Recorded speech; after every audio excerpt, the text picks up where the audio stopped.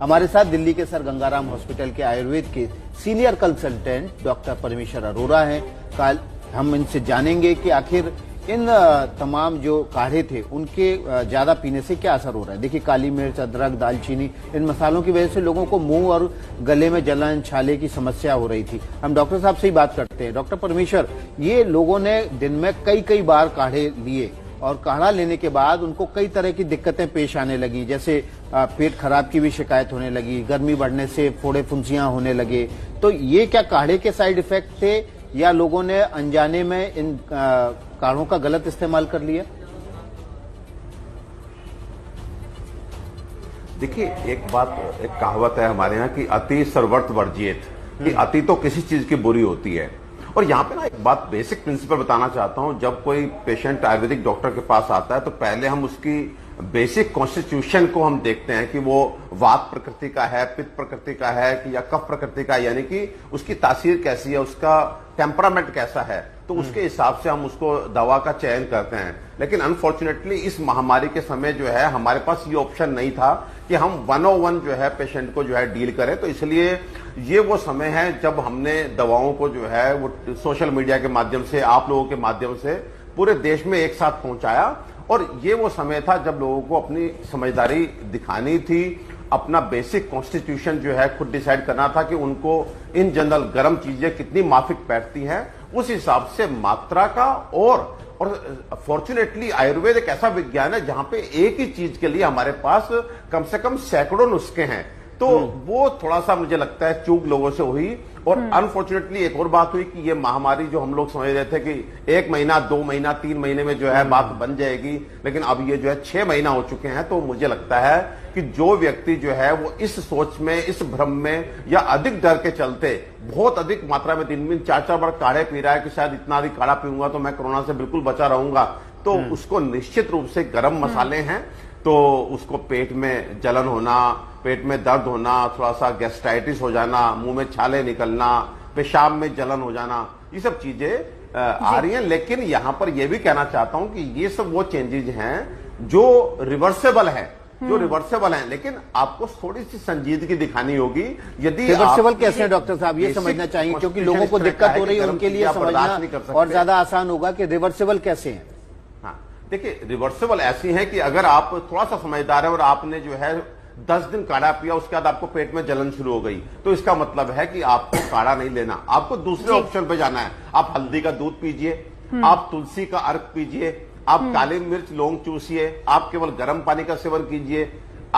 कहने का मतलब यह है कि वी हैव ऑप्शंस। आपने कभी भी एक चीज पे रिजिड नहीं होना है।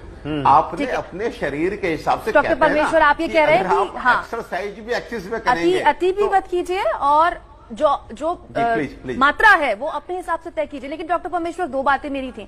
ये कैसे तय किया जाए कि अब रुकना है? अब शुरू में लोगों ने खाली पेट लहसुन खाया इम्यूनिटी के लिए, अब लोगों की शिकायत है कि शरीर से लहसुन की बदबू आने लगी है, महंगे परफ्यूम कर ले तब भी इस्तेमाल।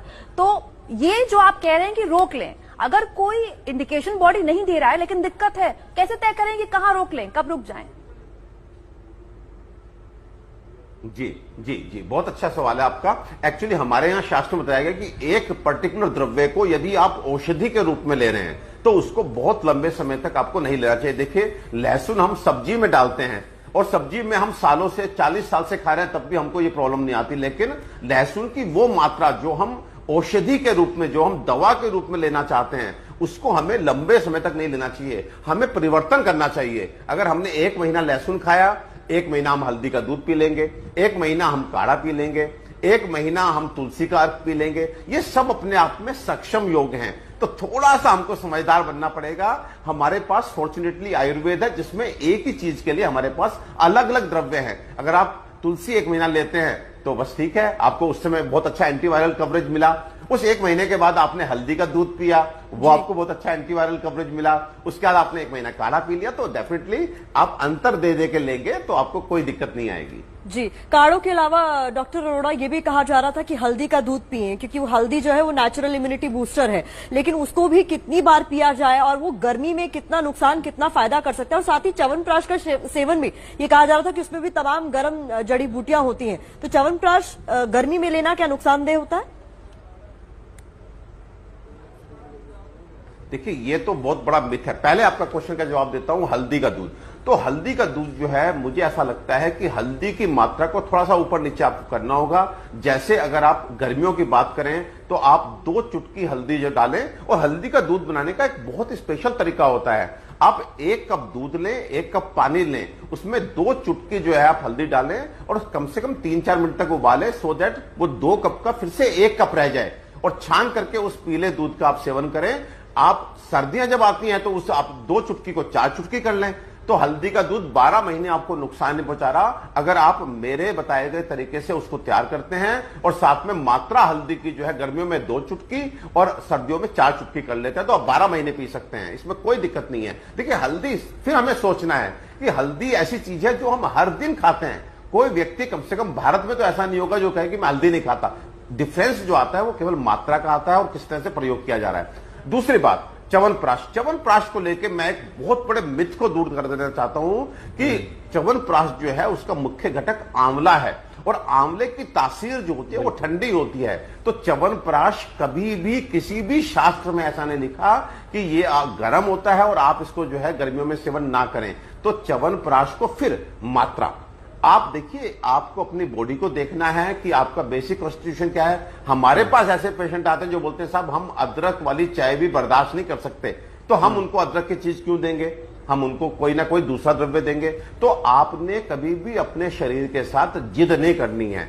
जिद ना करें, ऑप्शन जो आपको सुटेबल है वो आप चूज करें। देखिए आज हमारे पास पेशेंट आते हैं, हमको दूध नहीं सूट, दूध पीते ही हमको गैस बन जाती है। इसका मतलब ये नहीं कि दूध खराब चीज है, मतलब आपका डाइजेस्टिव सिस्टम इतना कमजोर हो चुका है कि वो दूध को पचा नहीं पा रहा, या पर्टिकुलर कोई तकलीफ है जिसकी वजह से आप दूध नहीं पी पा रहे। तो इसका मतलब हम उस द्रव्य को गलत नहीं कहेंगे, हम उसको पचाने के लिए प्रयास करेंगे कि क्या हम अपनी बॉडी में चेंज लाएं कि हम दूध पचा सकें। तो ऐसे ही मैं कहना चाहूंगा, हमें इस समय, क्योंकि ये महामारी का समय है, हम 101 आपके साथ, एक एक आदमी के साथ बैठ के हम डिसाइड नहीं कर सकते। आपको संजीदगी दिखानी है, समझदारी दिखानी है।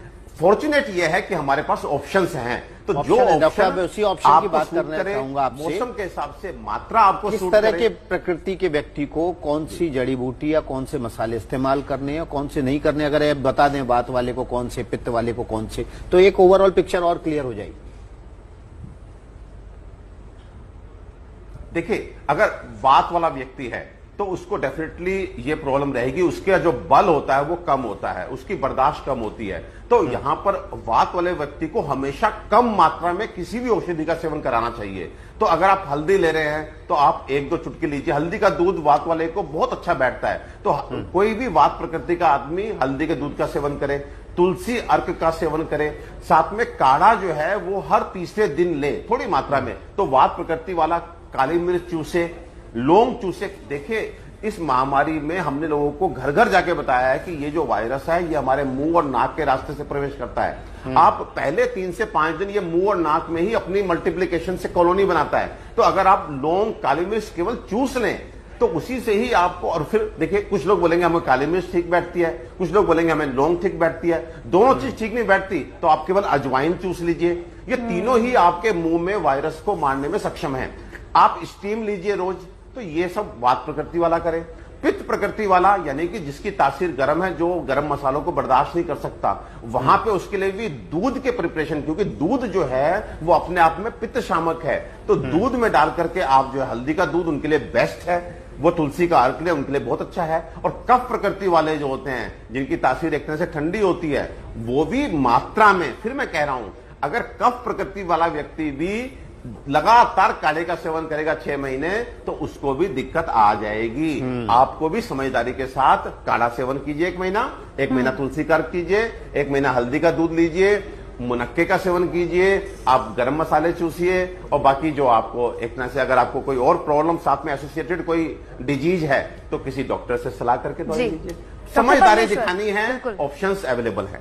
बहुत अच्छी बात आपने कही, लेकिन दुनिया में खासतौर पर हमारे देश में ऐसे कई लोग हैं जिन्होंने ये महसूस किया है कि ये चीजें उनको बहुत फायदा भी दे रही हैं। तो क्यों ना ये जो अच्छी आदतें हमने डेवलप की हैं कोरोना के ही सही, इसको आगे भी ले जाया जाए। तो आप ताउम्र अगर इन चीजों को लेना है तो फिर कैसे लेना है?